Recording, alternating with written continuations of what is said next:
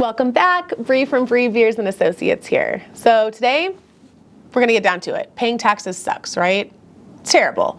But there are ways that you can minimize your tax liability. Let's be honest, it is a lot easier to cut your tax bill before December 31st, but there are ways to still do it up until the time you file your tax return. Today, I'm gonna give you 5 ways that you can cut your tax bill after year end.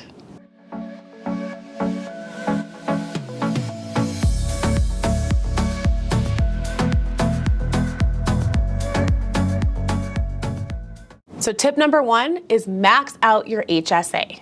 So your HSA is your health savings account. And if you are in a high deductible qualified plan, meaning you have a high deductible health insurance plan and it's qualified, if you're not sure what that means, check with your employer or your insurance agent. But as long as you're in a qualified high deductible plan, you can have an HSA. With an HSA, you contribute pre-tax dollars to this account that you can then use for out-of-pocket expenses. This includes your deductibles, your prescriptions, any co-pays. HSAs are not use it or lose it, you guys. If you contribute the max amount into your HSA for the year and you don't use 1 penny, it stays there until you are able to use it. And the nice thing is, if you're invested in even something that's making a little bit of interest, any interest you make doesn't get taxed when you take it out to use it for medical expenses. So pretty cool. You have until you file your 2020 tax return to make your 2020 HSA contributions. Meaning for those of you that file on time, you have until April 15th to max out your HSA for 2020. So contribute that money to your 2020 HSA and start saving money and stashing it away for possible 2021 medical expenses.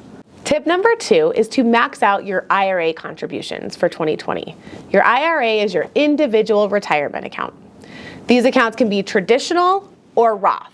Remember, Roth contributions aren't a tax deduction, but there are tax benefits to those.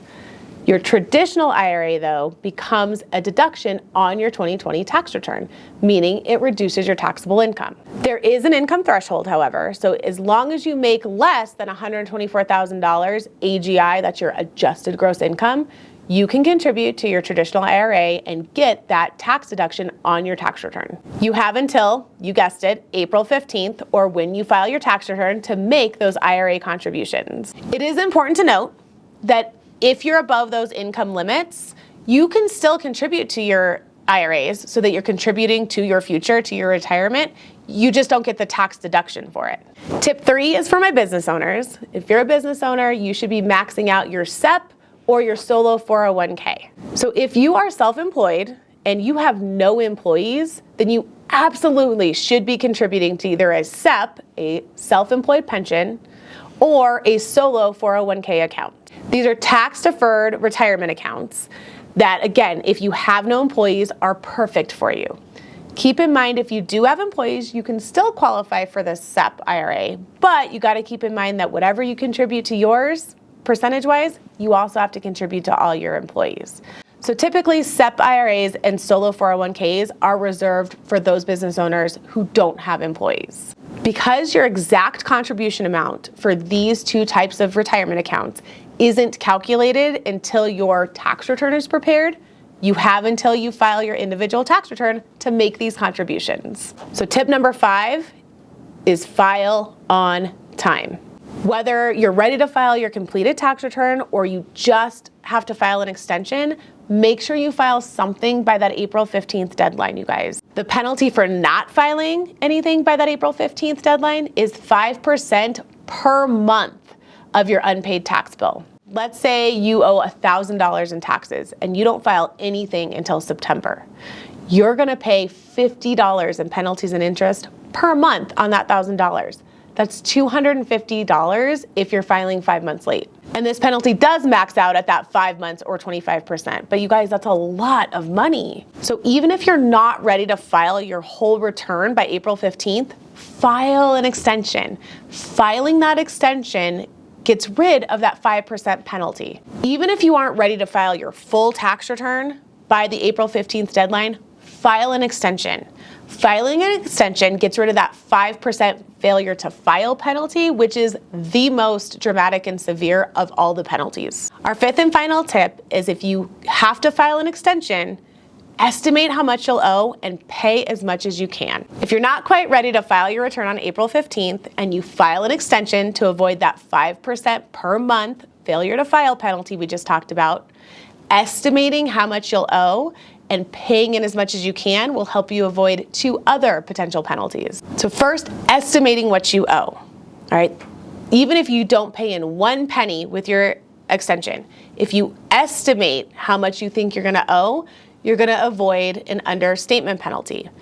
It is okay to overestimate on here. There's no penalty if you overestimate what you think your tax is gonna be. However, if you underestimate what you think your penalty is gonna be, you're gonna be assessed 20% on the difference between what you actually owe and what you estimated.